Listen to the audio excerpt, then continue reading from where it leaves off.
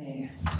So we're going to take a little bit of a detour from the Tom Thumb fabulousness, and we're going to have a chat about rewilding. But before we talk about rewilding, I'd like to answer a question that some of you might have, which is, why the hell is she not wearing any shoes? So the short answer to that is shoes make me feel like I've got blindfolds on my feet. I'm miserable when I wear shoes. And I've been barefoot now for about 7 years, pretty much full time. I only wear shoes when I absolutely have to, which is usually things like getting on a plane because they won't let me on.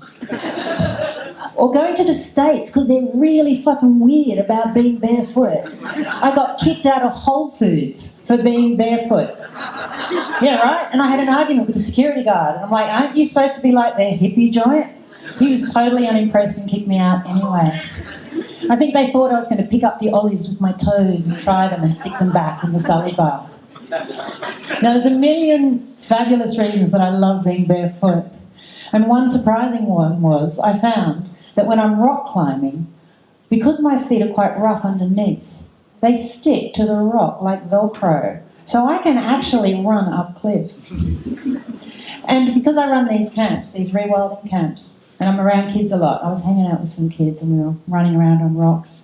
And one of the kids afterwards, he said, really serious, you know, Camp Mama, if you were a superhero, you'd be Gecko Girl.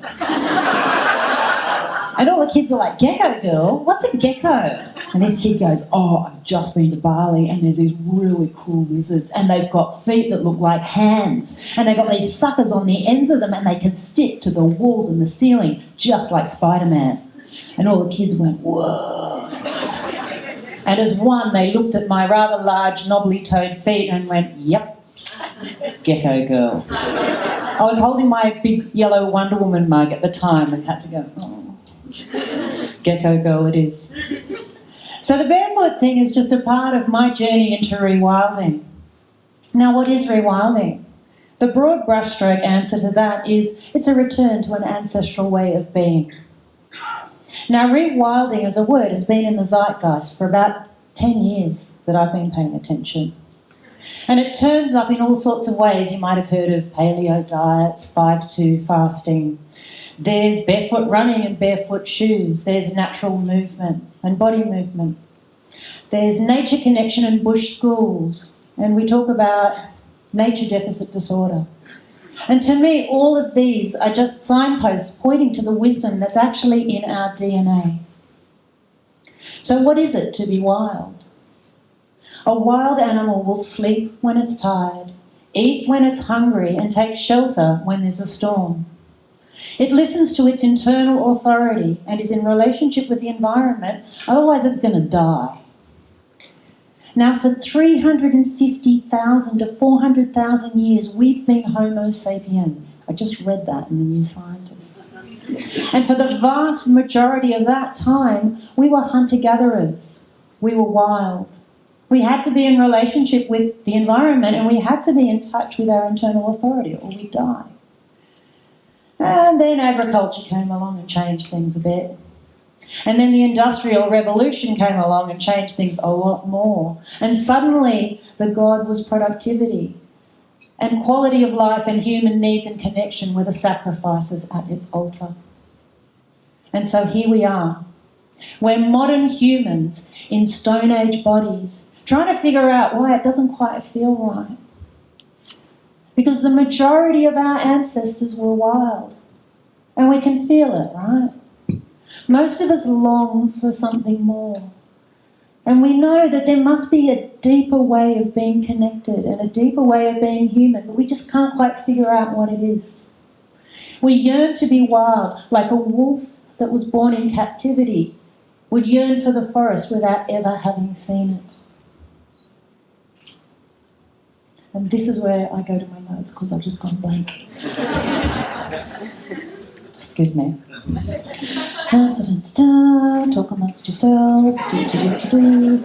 La, li, la, li, la. Da, da, da, da. Of course, like everyone's biggest nightmare when they're public speaking, to go blank. Aha! Here we go. Oh, fantastic. So, where were we? So we yearn for that wildness. And for me, what we're yearning for is a deeper peace that comes when we live in our internal authority. Now, this brings me to a swear word.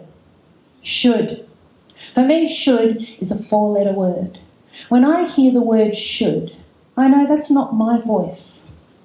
That's the voice of my mum or my dad or my boss, or some bloody billboard that's telling me how to look and how to think. It might be something that I read in the newspaper. It might be something that I take on. But wherever it comes from, the word should is not holding my best interests at heart, and it's not saying that my needs are important. It's telling me that who I am needs to be different, and the way I'm doing things needs to change. This is the voice of external authority, and we've somehow got swept up to become slaves to its bloody voice. When I hear the word should now, I go, aha, gotcha. You're not me. And then I feel in, and I go, well, who is? So what's the voice that's actually underneath my should?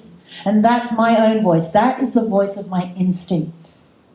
And a really cool thing happens when we actually start to pay attention to our instincts and live from there. We learn resilience. We learn autonomy. And I've gone blank again. Oh my God, this is so embarrassing. You got this.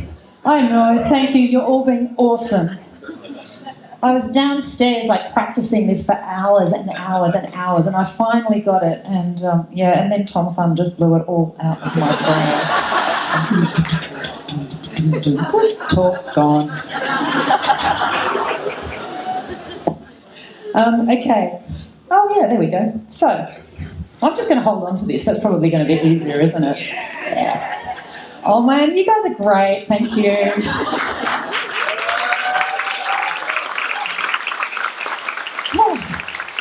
Okay, so with this resilience comes our feeling that we're part of something that's greater than us. And we're part of something that's probably the web of life. And with that comes the idea that we can get our needs met. And let me tell you, they're not called optional extras. They're called needs, right? And somehow our culture has drummed it into us that our needs aren't important. But when we listen to our instincts, we can get our needs met in really healthy ways. And when that happens, we find nourishment. And when we find nourishment, suddenly our life has magic and meaning and purpose. We have a sense of place and connection and community. And things just feel good, right? So, that's all very well in theory. Now, how does it work in practice? So in practice, I'd like to take you into our camps. They're called Rewild Your Child. And we provide a community where basically adults and kids can come home to the wild places of themselves. Be at home in the wild, at home with each other. And the way we do this is through something that we call coyote mentoring.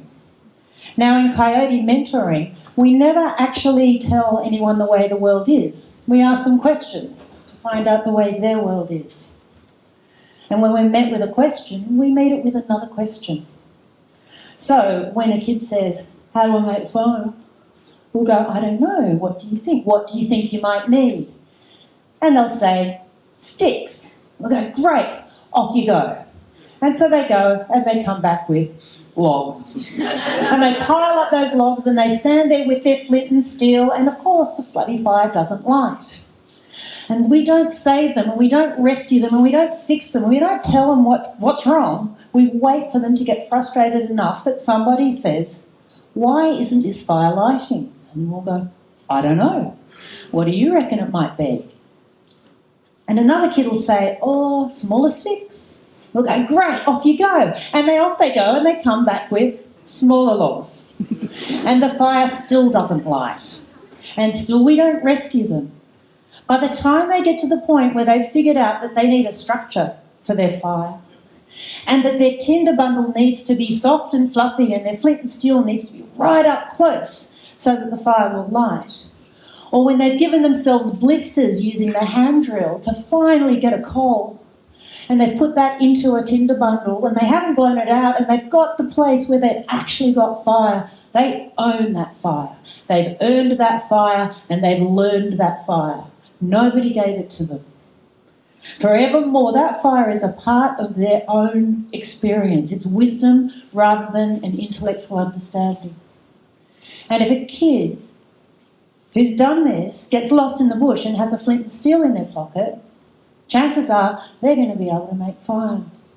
The learning is invisible, and it's learning by getting it wrong until we get it right, about trusting our instincts and learning from there. So this is what we do on the camps, and the kids do really cool stuff.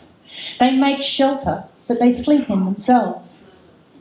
They get their knife licence, and to get their knife licence, they do this really kind of full-on physical test. They have to get it 100% right, because life doesn't give you free passes, and neither do knives. Knives don't forgive much, so it can take them 3 or 4 camps to get it. But by the time they do, they can make really cool things. They go on all sorts of adventures, and this whole time they're actually learning invisibly and they're learning how to trust their internal authority. Now, humans have many needs, contrary to what the Industrial Revolution was to tell us. And one of the needs that's actually a basic one for humans is we need meaningful connection. We need to be seen, we need to be heard, and we need to be validated. And on these camps, we have no alcohol and we have no internet, so oh shit, we're going to have to talk to each other. So every night we have stories around the fire. We have 3 fires under the longhouse and we have 100 people sitting around them. And we share the catch of the day. So there might be the 2-year-old who gets up and says in her little butterfly voice, I saw a platypus. And then the 5-year-old might tell how he looked into a wombat's hole and there was a wombat looking back. The 8-year-old might be so proud and pleased because she's finally got her knife licence 4 camps in and she's made a necklace for her mum. The 13-year-olds might tell about the spears they've made and the yabby traps, and they're going out that night with the mentors to catch some food. The mentors will tell stories of the things they've seen in the day. And the parents will share the stories, how they might have been chopping wood or climbed a mountain or, bliss oh bliss, just laid in the field counting clouds for 4 hours because they didn't have to look after the kids. And everywhere people are getting their needs met. We make an agreement at the beginning of camp that tribe is a group of people who look after each other no matter what. And everybody puts up their hand to agree. And if someone doesn't, because, kids can be kids, we'll say that's fine. You don't actually have to agree, but if you don't agree, you actually have to go. Because this is how we keep ourselves safe and each other safe. We look after each other no matter what. And so we have something that works. And wherever I look, I see the ropes of connection getting stronger as we work and we play together. So how did we get here? How did all of these camps happen? Well, they actually started with one little girl. Her name was Blaze, and she was my daughter. I say was. When she was 3, I found a lump under her ribs. And basically we went from having this kid who was like running around in fairy wings and tutus, barefoot, covered in charcoal, eating witchetty grubs, to being on life support for 9 days. And on the 3rd day that she was on life support, I realised that my daughter was going to die. And as any parent will tell you, this is the unthinkable, the unspeakable. And when I realised this, every part of me recoiled from that. With a no that was so strong and profound, it felt like my cells were trying to crawl off my body. And in the middle of that, something amazing happened. This voice rose up inside me. This wise voice that said, is she a gift? Yes. Is she the greatest gift of your life? Well, yes. So if she's the greatest gift of your life, then every single thing that comes from that gift is a part of it. And if you're going to say yes to her gift, you need to say yes to every single part of it. even this, especially this. And I got it. I went into the ICU the next morning, and there she was with so many tubes coming out of her and so many machines around her, I couldn't even hold her. And I said yes to that. And I watched them doing more and more things to try and keep her alive, and I said yes to that. And then I saw they were running out of things. And it was time to let her go. And Lee and I had that conversation, and we said yes to that as well. We ended up in a room with her finally in my arms, no more tubes, and him wrapped around the both of us, and we turned off the machine. And as she flew away, we sang to her with all of our hearts, and we said yes as we let her go. We let her go. Now, in the aftermath of that, I said yes to the grief. When it was time to wail, I wailed. When it was time to howl, I howled. And when it was time to pull the steering wheel off the bloody car because I was screaming so loud, I did that too. I danced on the beach with headphones on and didn't care what anybody thought. I watched Netflix all night just to make it go away. And when it was time to laugh, I curled up with Lee and we laughed until I almost peed myself. Because gallows humour is real and sometimes death can actually be bloody funny. And in the middle of all of this, I learned something amazing. I learnt that grief is the flip side of the coin of love.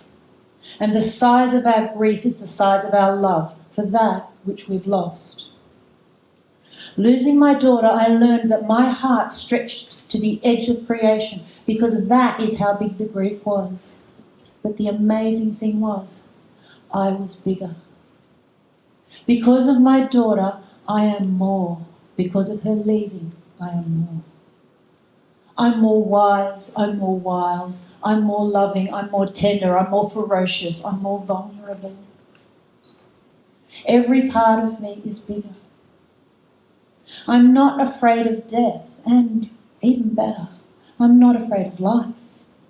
I know that life is this incredible, breathtaking mystery, and there is nothing that cannot be born. This miracle that we get, this body, is an incredible opportunity, and there isn't anything that we can't do in it. The only thing that limits us is our beliefs. All of these things are the gifts of my daughter. Having her was the greatest gift of my life, and losing her was the second greatest. The gifts didn't stop there. It was about maybe 3 months after she'd flown away. Lee and I were sitting around talking about these day programs that we used to run, where he'd go into the bush with some kids and they'd learn really cool things. Just a few kids. And he said, you know what, there were these 2 families that came to every single thing. And he said, I don't have the heart to tell those kids that it's over. Why don't we just go camping? And so we did. The first only, I think, 3 families, 7 kids. And we just sat around in the bush. Just the 3, just this little group. And then the next camp, the next school holidays, we did it again. And we did it again, and we did it again. And every single time we solved the needs of the camp before. And they got bigger and bigger. Mentors came in, we taught them coyote mentoring, and now, 4 years later, we have 8 camps a year with 55 kids and 30 families with 25 mentors looking after them. And we build this community where everyone's needs are met, where every voice is heard, and we look after each other, no matter what. And what I have learned is to say yes to what's in front of me and help other people to do that. I've learned that we don't need a huge vision, just lots of little ones that we solve in the moment. Because sometimes all we get are seeds, so we might as well water the seeds that are in front of us right now. I've learned that life is this amazing mystery full of magic and mayhem. And that if we say yes to it, if we truly say yes to it, that is the biggest adventure of all. Because wild is not what we do, it's who we are. And I'd like to leave you with an invitation.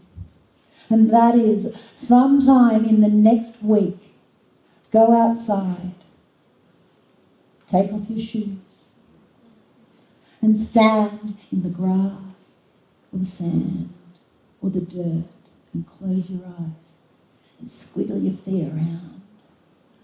Get your toes in there, and with your eyes closed, feel the sun on your face and the wind on your skin.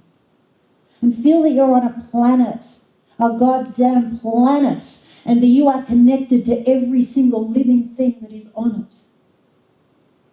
And that if you can, put away everything that says that you should be a certain way, all of the voices that tell you how to be and how to think and how to do and how to live your life, if you put all of that aside and you really listen, maybe you'll hear the instinctive voice of your own voice.